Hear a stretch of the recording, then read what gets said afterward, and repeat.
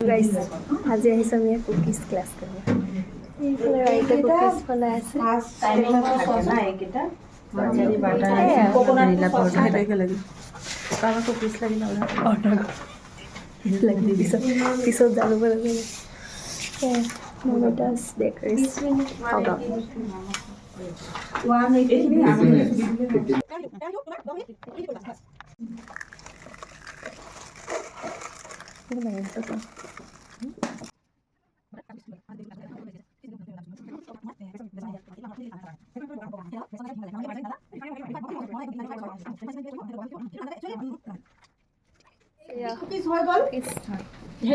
আৰু দেখাইছো দেই এইখিনি অলৰেডি বনাই হৈ গ'ল আৰু বনি আছে চকু দেখাইছো ৰ'ব আৰু এইফালে হৈ আছে চকু চিপছ গৈ আছে